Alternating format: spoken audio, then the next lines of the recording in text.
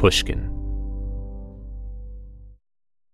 Today we're hearing from singer-songwriter and playwright Anaïs Mitchell. Anaïs Mitchell spent the past 16 years building the world of Hadestown, a career-defining stage musical. Hadestown is a Depression-era retelling of the Greek myth of Orpheus, Eurydice, Hades, and Persephone. It has grown from a low-budget community production in her native Vermont to a concept album to a Broadway phenomenon and the winner of 8 Tony Awards, including Best Musical and Best Original Score. But in March 2020, when the COVID-19 pandemic shuttered theaters, Anaïs, like so many others, moved back home to Vermont. She was 9 months pregnant with her second child. The move and change of pace inspired her to start writing indie folk songs. Her self-titled album, released at the beginning of 2022, is made up of those songs. It's produced by Josh Kaufman and was made with collaborators like Bon Iver, The National, and her own band, Bonny Light Horseman. The project is Anaïs's first collection of all new material under her own name in 10 years. On today's episode, Bruce Headlam speaks with Anaïs Mitchell about her new album, her experiences growing up in a small town, and how Hadestown came to be. She also plays some songs off her new album live for us. This is Broken Record, liner notes for the digital age. I'm Justin Richmond. So, your self-titled album. Why are self-titled albums always late in people's careers now? I don't know. Tell me about making this album. Right. It's funny to make a self-titled record at this stage. Mm-hmm. But for me, it felt really appropriate. Like, I started out as a singer-songwriter and I, made a bunch of records when I was sort of in my 20s. And then I started working on this musical, Hadestown, in my mid-20s. And it just sort of took over my creative world. And so it had been a long time since I'd actually been able to sit down with my guitar and write kind of what wanted to pass through my heart, regardless of, plot and character development and all that stuff. And so it felt like a return in a way. And also, the songs on this record are all actually my own. I'm the speaker in all the songs is me, and the stories are my stories, which I kind of had never let myself do. Like, I always wanted to take on the voices of other characters and kind of tell other stories. It's a confessional, confessional record. And so it felt right to put my name on it. That's funny because I would have assumed that your early things were confessional too. And maybe that's just the unfair cliche about women songwriters, that they're always just, men are creating characters, women are just pouring out their hearts. But your early songs weren't like that you were taking on characters? I mean, there was a few heart pourer songs, but from early on, I really was kind of interested in dressing that stuff up in different ways. My very first record was quite political, actually. It was influenced by protest music and early Bob Dylan and stuff like that. And I made a record later called Young Man in America, which was, really taking on a lot of the voices of other characters. And a lot of me was in there. A lot of my feelings were in there, but I didn't have to stand there and sing it as if it was my own story. And I think I was maybe a little nervous to do a confessional sounding thing. I was afraid to be navel-gazy in a way that I maybe perceived in the 1990s, coffee house world. I wanted to do something different than that. What is it like now to get up on stage and confess your inner thoughts to an audience? Well, everything is different now. I think so many of us are just trying to figure out who we are and what we do post-pandemic, and also for me post-Hadestown, because that became my identity for so long.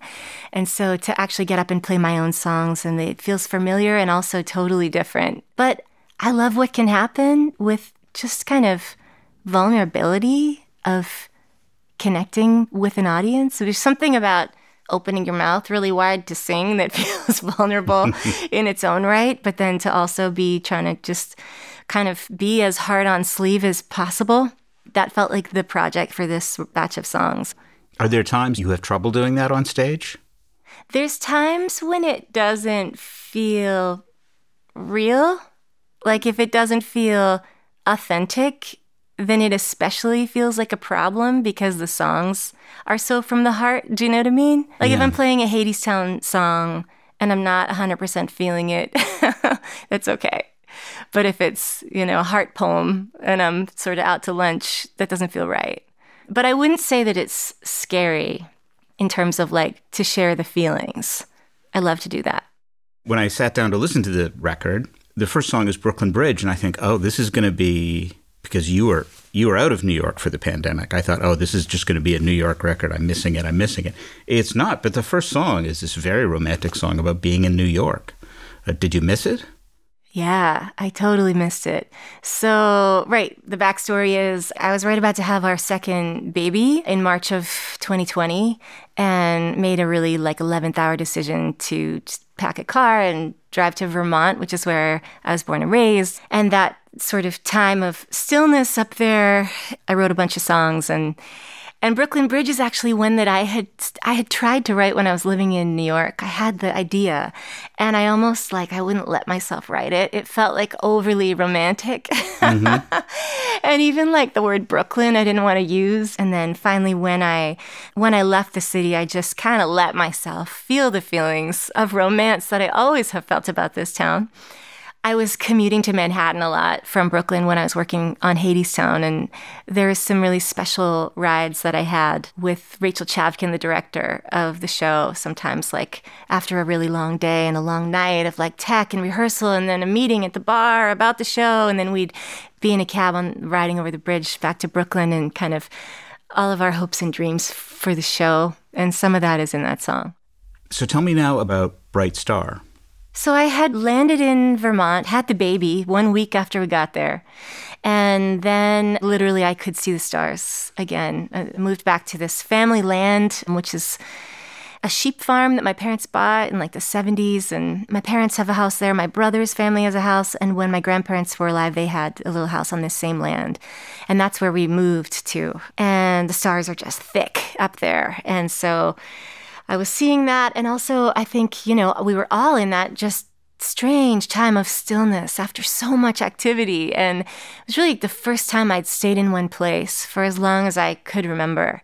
The gaining of a little bit of perspective on all of that restless pursuit of whatever it is, whatever it is you're chasing, and kind of a feeling of making peace with it. That, to me, is what that song's about. Was it strange living with your parents again, or living around your parents and your family? It was amazing. Really? Yeah, it was amazing, especially having a little newborn, right? Mm-hmm. To just be in the family kind of fold. And because everyone was locked down and quarantined at that time, and we had a whole farm full of people, one person could go shopping for us all. And we'd have dinners together. And, the other side of the story is that we've ended up staying in Vermont. We haven't moved back to New York. And then, it became, okay, I'm going to be in proximity with my parents, my brother, my old friends, my ninth grade English teachers I'm going to run into on the street, because in this small town where I grew up. And that had, all kinds of feelings that came with that.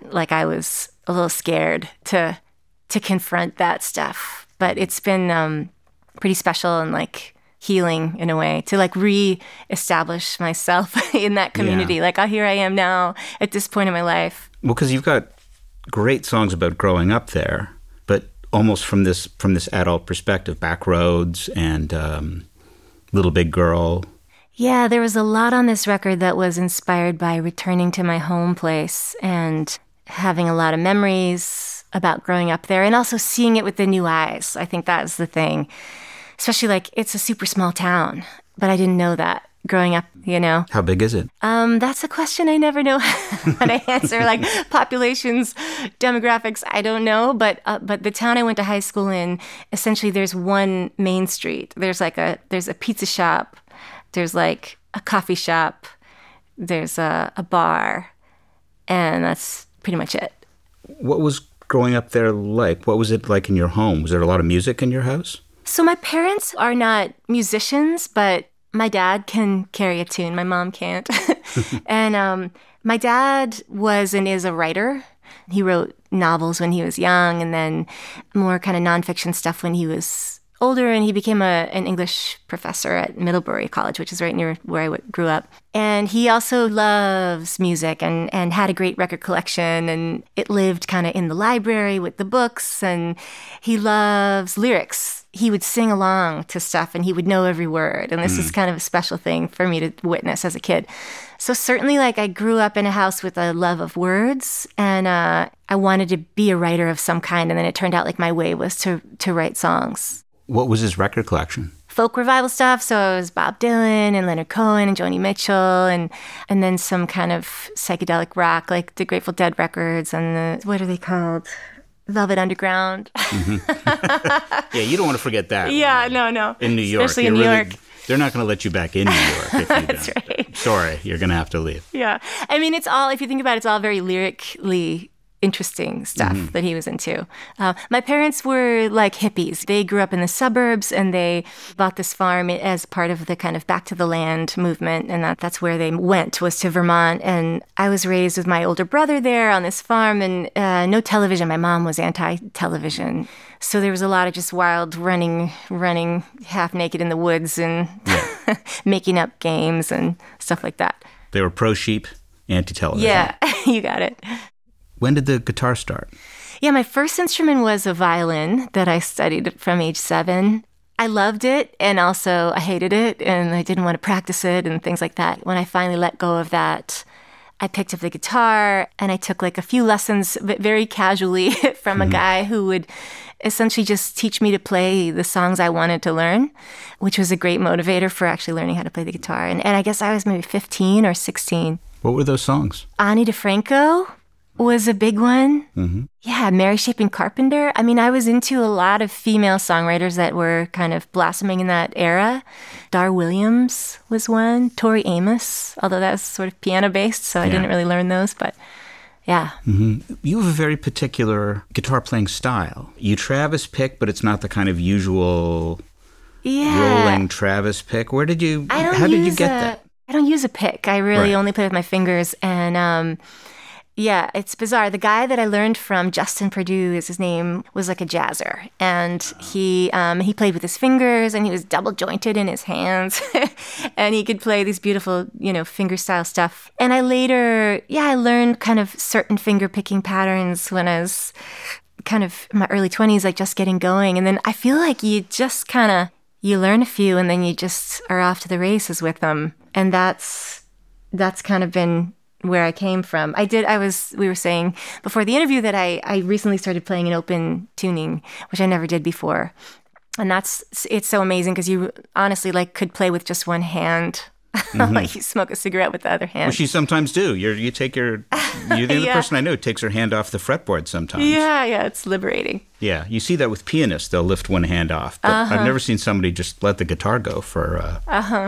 Did going to open tuning, did that change the way you wrote? So I started to play open tuning in the context of this folk rock band I'm in called Bonny Light Horseman, which was really when I was in the kind of most intense part of rewriting Hadestown, because I worked on that show on and off for 13 years.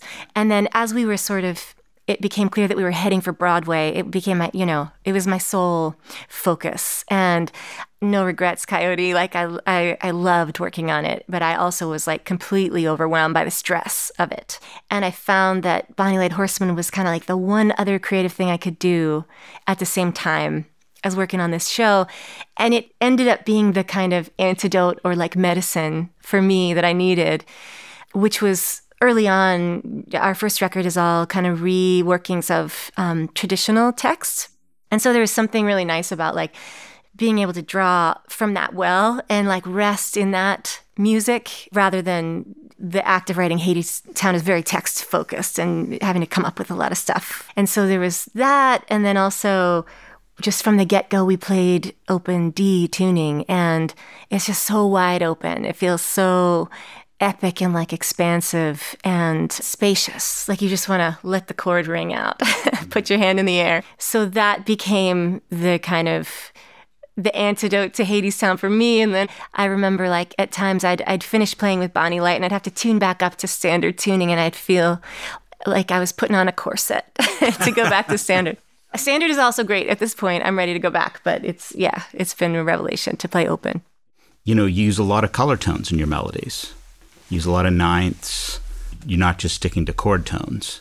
And I was kind of wondering whether the open tuning sort of facilitated that. Yeah, I think you're right. I mean, it's that kind of, I associate it with like British Isles folk music. And the kind of ornamentation that you hear with like Irish singers, the way that their grace notes and the way they bend things. And I just find it really infinitely fascinating how you can just have one drone chord almost, and then the just infinite number of notes you could sing over it. And they'd be compelling in different ways. It's sort of like very simple and also sophisticated. I feel that about Irish music. So you mentioned Hadestown, and we do have to talk about it. Great. You're like, yeah, I only worked on it for 14 years. Where did the idea come from? It kind of came out of nowhere, but it was right. I was driving in my car kind of early on in my career as a singer-songwriter, driving like a super long distance between two gigs for like tips. And I got this just melody kind of dropped into my lap, which was the chorus of that song, Wait For Me, from the show. And there was lyrics that came with it. It went, wait for me, I'm coming, in my garters and pearls. With what melody did you barter me from the wicked underworld? And that was the lyrics that came with it. That just came to you in a car? It came in the car, yeah. Now, did you pull over and write it down, or you had it? I don't know what I would have done. That might have been pre-iPhone. I don't think I could have recorded it on my phone. But there was something about it that the language, obviously none of those lines ended up in the show, except for the first one. But the underworld and the kind of, it felt like the Eurydice and Orpheus story. And I think I was hungry to work on a long form thing, just like to see what could happen. I've always been into storytelling as a songwriter. I love like the ballads, the British Isles, like really long ballads. And I like the Texas, like raconteur, Texas songwriter thing. Yeah. It's very like short story within a song. And just the idea of writing a bunch of songs that had to lean on each other and that you had to hear them all in order to get the full story. I also was like, I was right out of college. And I think, I was a kind of young and idealistic and naive and creative coming into a world where, just coming up against the way the world is, politically at that time. And also, and now you have to pay the rent and things like that. And there was something about that coming of age or that story that felt inherent to the Orpheus myth. He's this optimistic character who believes he can do an impossible thing. And then he comes up against, the way the world is. And so there is a way in which, like, that story was a catch-all for, like, a lot of things that I was going through at that time. Did you see a film? Like, did you see Black Orpheus or something? What made you think of the Orpheus myth? I always had known that myth. I remember I read it in a children's illustrated book of mythology, the D'Aulaire's book. My son has them all. Yes, I got them from my kids too. There's an illustration and the story is just so beautiful and strange that it doesn't have a happy ending. You expect it, it's all set up for a Hollywood ending. You don't get it. And the hero is a musician, an artist. And then I did, because I was curious, I watched Black Orpheus, and there's a Cocteau film, L'Orphée. There's the Tennessee Williams play. That's right. Orpheus descending. And there's a French version that I think was translated. Maybe Richard Burton was in it. Oh, cool. Yeah. A lot of people have been inspired by it, know. Right. Oh, Sarah Ruhl. There's an amazing play by Sarah Ruhl called Eurydice, I think. It's a myth that's just contains so much raw, like, potential energy in it that it kept the wind in our sails, mine and everyone else who worked on it for so long. And it always felt like as much effort as we all were putting in, elbow grease, like creatively, it also was as if we were unearthing a thing that already existed. Like I thought a lot of times about that idea of the sculpture in the stone, that the sculpture's already there. Yeah. And you just chipping away at it.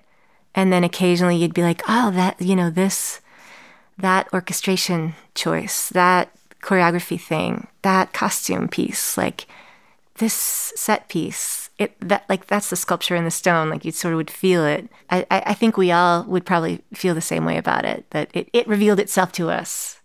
Now, at that point, you were a young songwriter, and I imagine had you said to your record label or anybody else, yeah, I want to do a musical about Orpheus, a lot of people would say, just put out another album, just tour. Was it hard to say to people, this is what I want?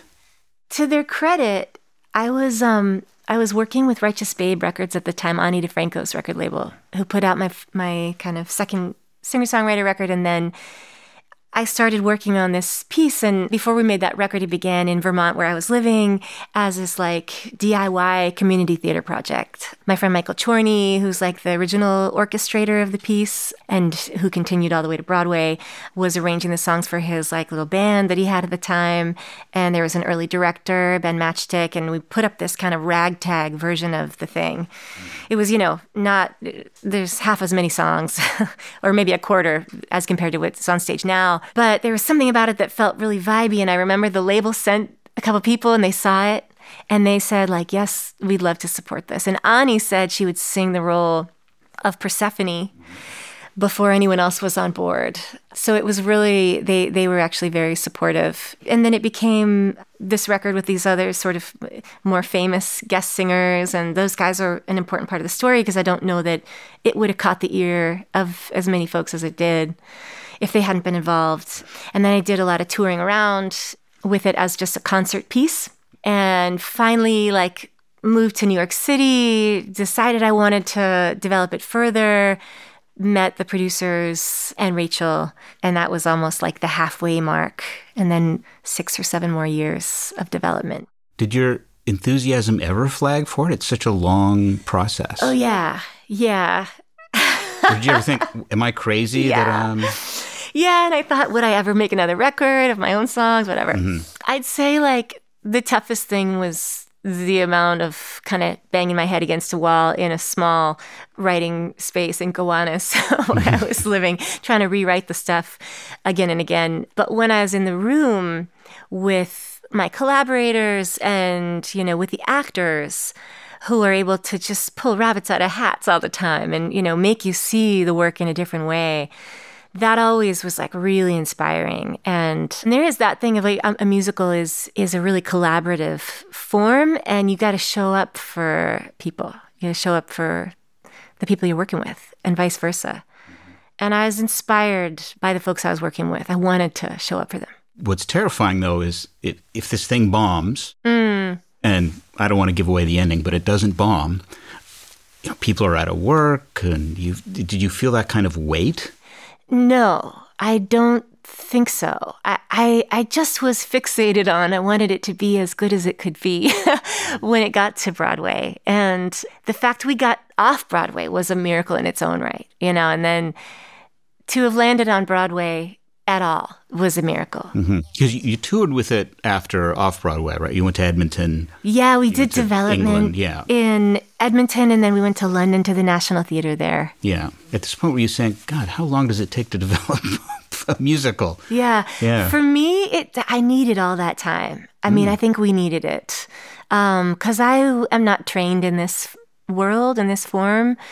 And so there was just a big learning curve. Like I know how to write a songwriter song that's 3.5 minutes long, and it's got 3 verses and a chorus, maybe a bridge. And that's part of writing for the stage. But there's, this whole other element of drama and how to make a satisfying drama, and songs needing to have results at the end of them, or, revelations. It's got to move the plot along. Exactly, yeah. Or it's got to build character.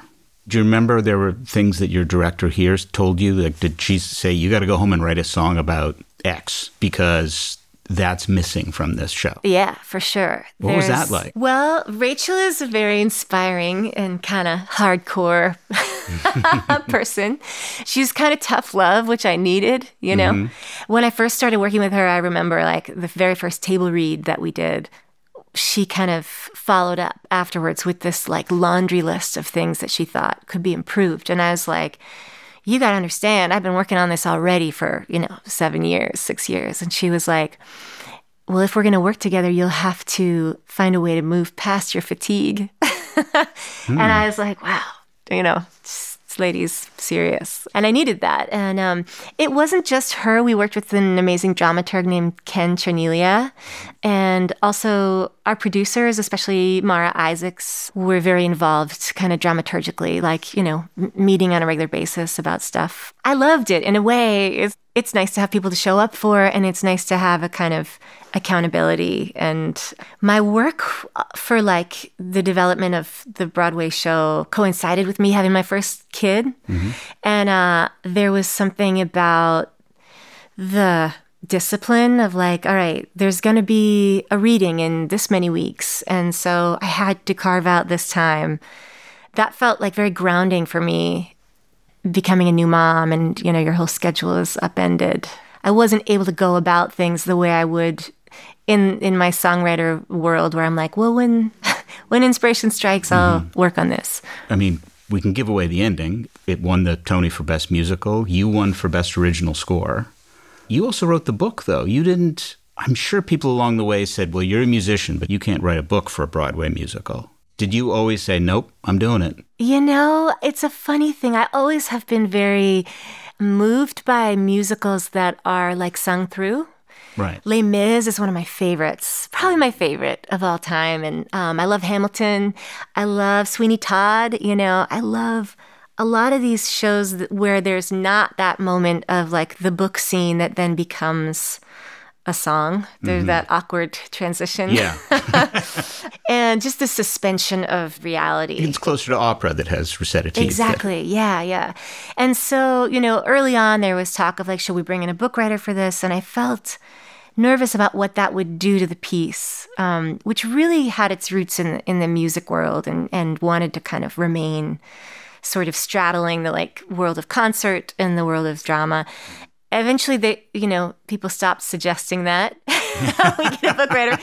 After a few stares from you. Yeah. It took a lot of kind of learning to figure out like how to write that sort of recitative stuff. I think the first thing we did was we created Hermes, who's able to just speak to the audience and literally tell them what's going on, a narrator figure.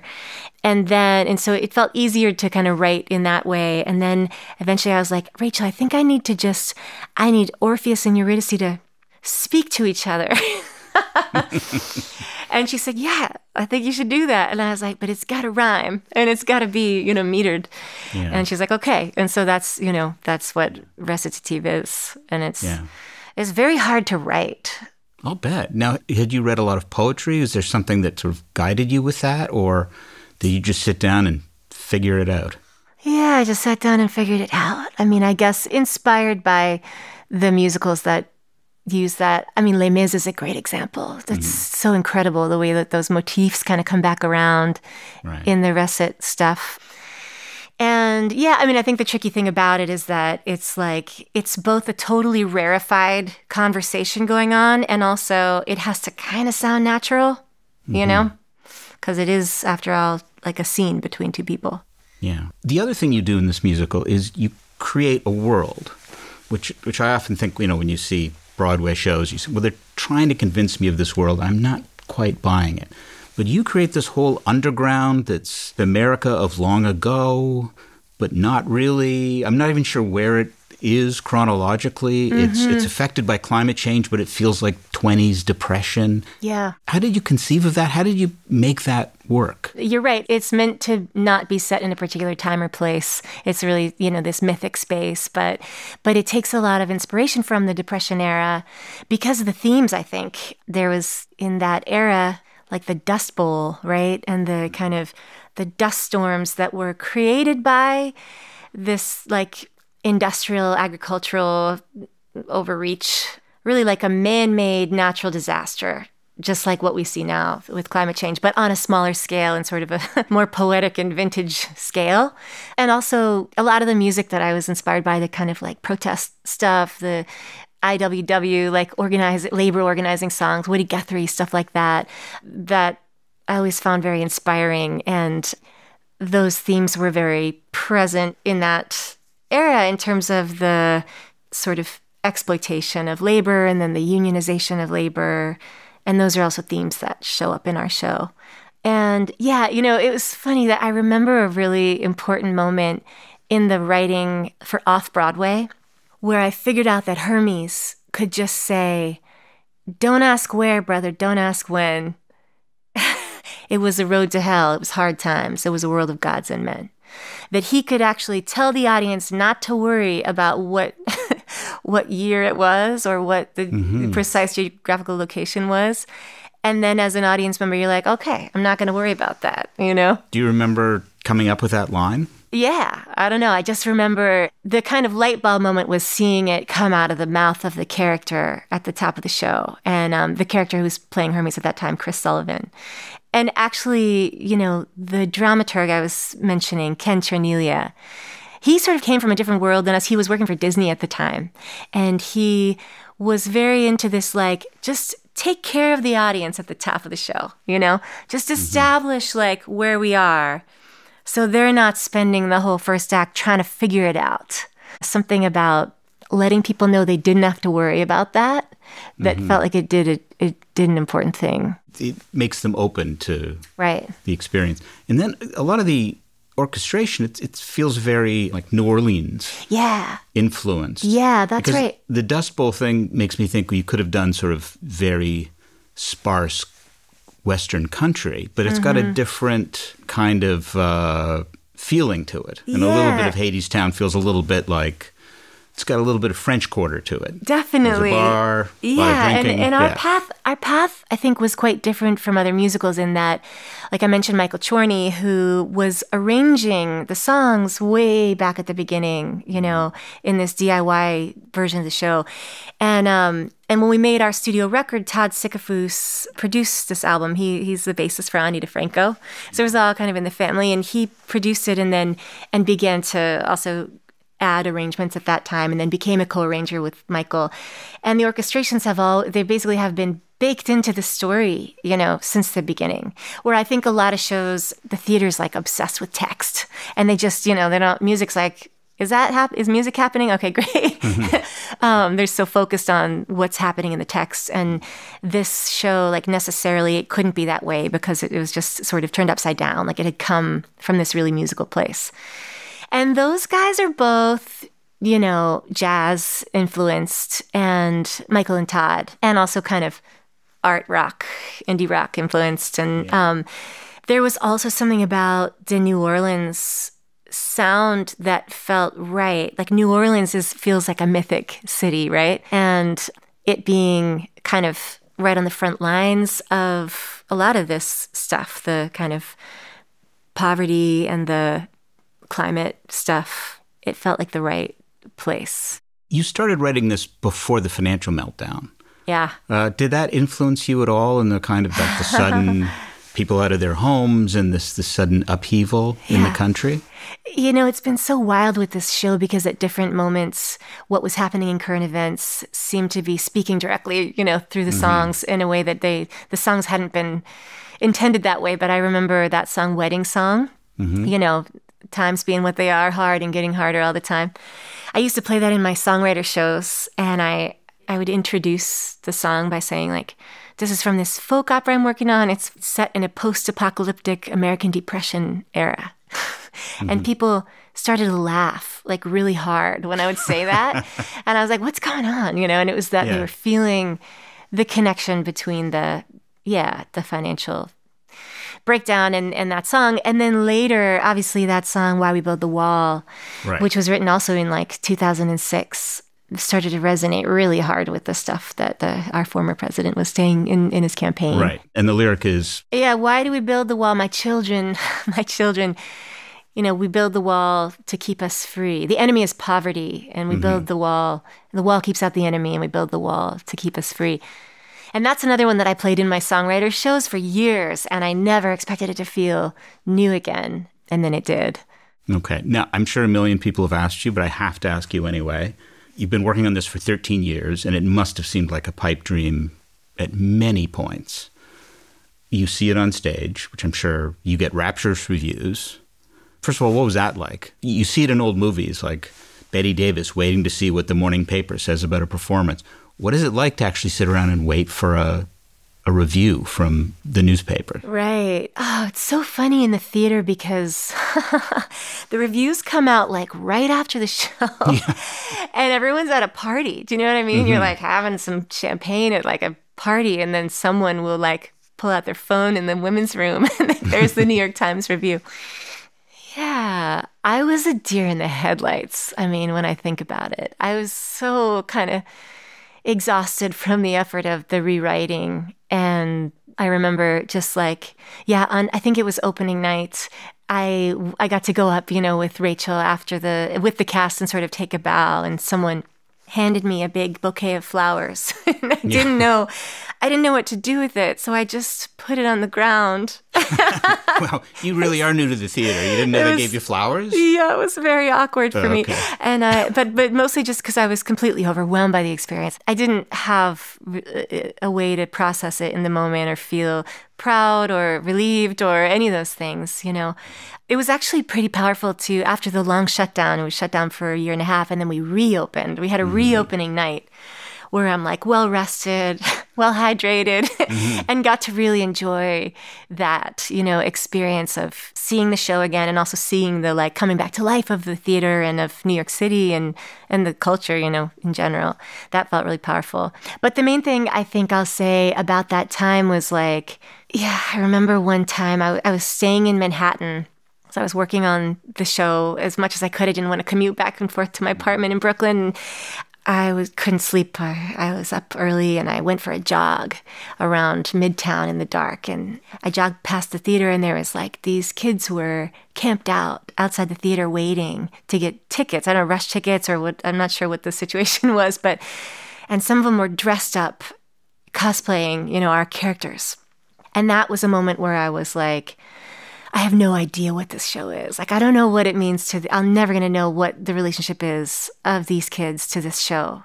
It's not mine, it's its own animal, and it's like living in the world now, doing its thing. Powerful and strange feeling. And then on Tony night, now you didn't win a lot of off-Broadway awards. That's right. You played an off-Broadway. Yeah. So did you go into the Tonys saying, I got nominated, that's fine?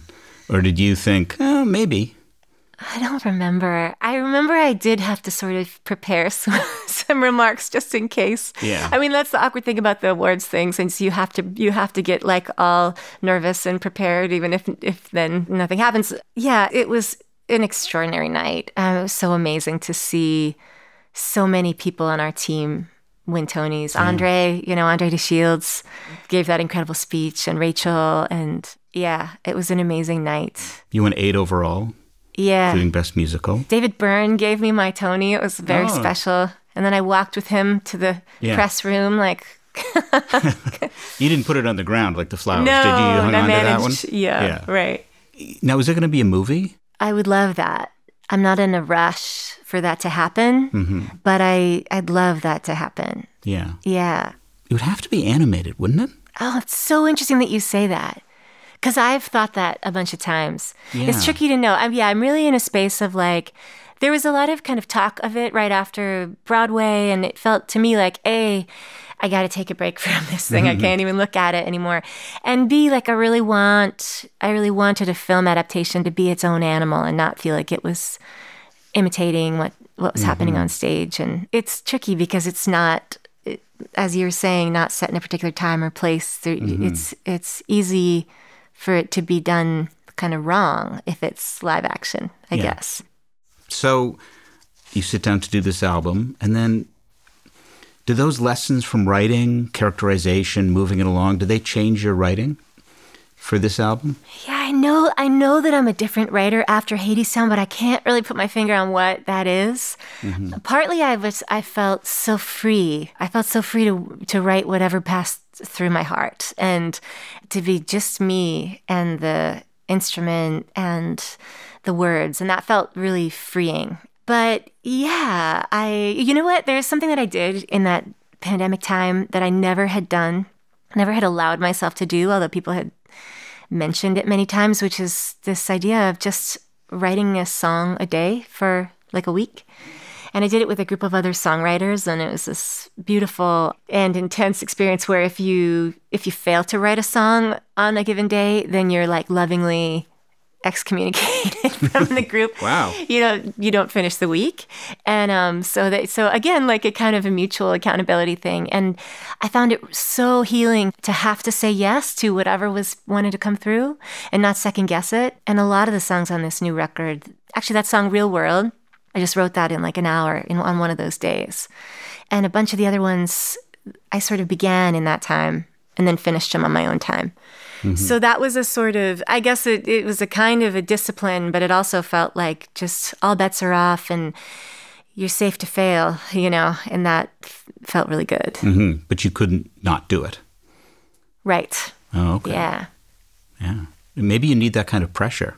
A Broadway show, angry songwriters. Like replacing the critics. Yeah. The angry songwriters.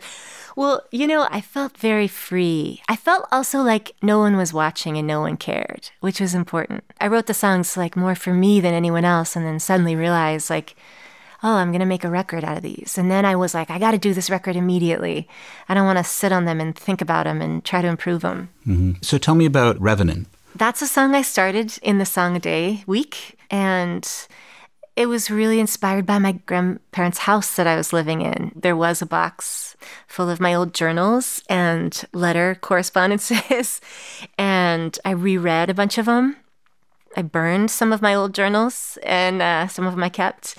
And there was a lock of hair, and I had this just real, like, visceral memory of being a kid in that house. I grew up in my home, but I would run down the driveway to my grandparents' house, and it was kind of like my happy place. I could do crafting. My grandma was a quilter, and she always would have something on the stove. And I felt, in this way that you're kind of, when you're a little kid, you're just become a part of your surroundings.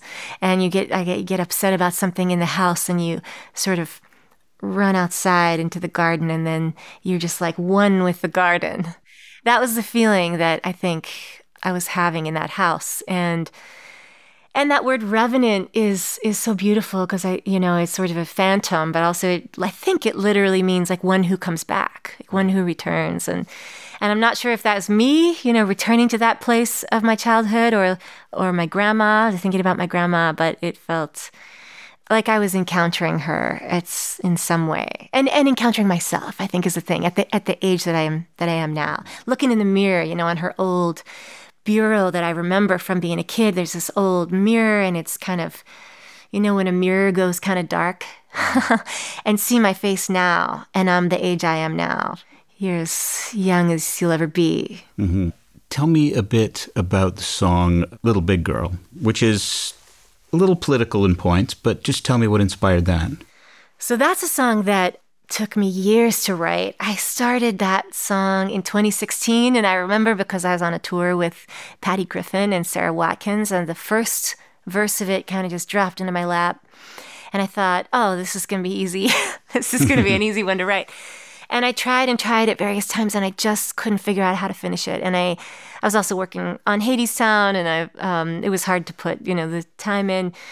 But I think also I had to live some more years, have another kid, be a little older, return home. It's a song about growing older as a woman. And it's a little bit about my mom and a little bit about me and for my girls. And I think what made it hard to write actually is that there was times it was veering towards becoming sort of like a soapboxy thing, like me on a soapbox, having it all figured out, telling you what's wrong with the culture or whatever. And the truth is that, like, it's a song about not having it figured out. Like, it's a song about arriving at this age, thinking by now you'd have it figured out, and you don't. And essentially, like, the kind of, like, the tools that you gather as a young woman, the tools that work for you at a certain point no longer work for you. And the sense of, like, no one gave me the tools for now. Or, like, how do I acquire this new set of tools? So is it a song, is there a little bit of anger in the song that nobody gave you those tools? Yeah, but I wouldn't say it's anger directed anywhere but at myself. I mean, there's a really great line, and it's said in it's sexual context, but it has sort of this sort of wider meaning about let him have his way instead of saying what you want. Right. Yeah. I remember in the studio I was debating let them have their way versus let him have his way. Like let them have their way felt less pointed, I guess, in terms of like gender stereotypes and whatever. And ultimately the other thing felt more true. Like it just felt more raw. But I think, as a woman still, like you learn to be sort of deferential and not to take up space. And so it's hard to learn how to do those things, You wrote a massively successful Broadway musical. There must have been points in which you had to stand up for yourself. Yeah. Was that hard to learn? I do stand up for myself, but I have a lot of feelings about it. It takes a long time. Sometimes I have to like give in to another person's idea and then realize I'm miserable and then weeks later come back and say, actually, I need to do this way. Yeah, I wish there was less drama internally about that stuff. But it was actually really cool working with Rachel Chavkin, who's a total boss and yeah, very, very assertive and watching the way that she worked with people. I can remember like a time I think we were proofreading like the program for our show in London. And I wrote an email, something like, I don't know, what do you think about this? Maybe this could be a little bit more like this, really deferential. And Rachel comes in and is like, what Anaïs is saying is she wants this. And, it's powerful. She's good at that. So it's a little easier now for you to say that? I guess so. I guess it's a lifelong practice. I do want to ask you a little bit about singing older songs. You did a whole really great album of child ballads, and child refers to the guy who collected the ballads, not actually children. You did your own version of Shenandoah. You did Hobo's Lullaby, which is the... Yeah, wow, you did your research. It's all up here. And a lot of it seems to relate to Hadestown in that when you do those songs, it almost kind of feels like the song's going through you. I don't know if that makes any sense. That kind of experience of doing really old songs, making it your own, but it's like you're passing a baton or something. I guess what's the attraction for you to do those? It's so inspiring. I love traditional music, traditional text, and mythology and old stories. And for me, like what I'm interested in always is the kind of like to be at the center of the Venn diagram of like what feels true and real for me and emotional and sort of heartful and tearful and alive. And then what feels like it's epic, mythic, universal. The center of that is where I always kind of want to be because I guess it's like a way of locating myself in history. And also, the Bonny Light Horseman band, like our first record is all reworkings of traditional texts. And then we've just created a record that is original songs, but they're meant to be in conversation with the old stuff. And it really, with that band especially, felt like it's just a spectrum, and that it's a relief almost to realize that you're not coming up with this stuff from scratch. Like we're all living in a world in which there's 11 notes in the scale and there's only so many stories. There's only so many words that you could tell those stories with. And so we're standing on the backs, of the stuff that came before. And that's I think a really inspiring and relieving feeling that you don't have to hold up the universe.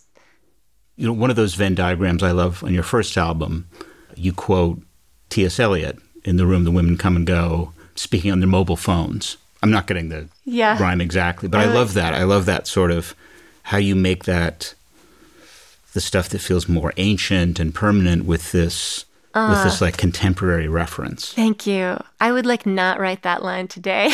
No, you wouldn't? No, I wouldn't. It would be sacrilege or... I don't know. It just felt very literary. I've sort of maybe been running from academia since those days. I would have been like an undergrad when I wrote that. Pretty good for an undergrad. Thank you. Thank you. Okay. Did your father approve? He's the professor in the family. Yeah, I'm sure. Okay. So this is a great record. What's next? So, we just put out this new Bonny Light record. Okay. It's called Rolling Golden Holy. Just like last week it came out. And we've been touring with it. This year has been a crazy amount of travel because I've been touring this record as well as the Bonny Light record. And so I'm already like pretty psyched to go home and do some writing. I'm sort of desperate to do it. I feel like I've gotten some records out of my system, which I really needed to do. And now, I would love, if the right story came along, like to work on something longer form, I have a dream to write a play that actually doesn't have music in it. We'll see what happens. Do you have the story idea for it, or? I do, but I shouldn't say it on the mic. You're not going to say it on the mic. That's great. Thank you. Great. Yeah. All right. Well, thank you so much for coming in. It's been terrific. My pleasure. Thank you so much. Great album.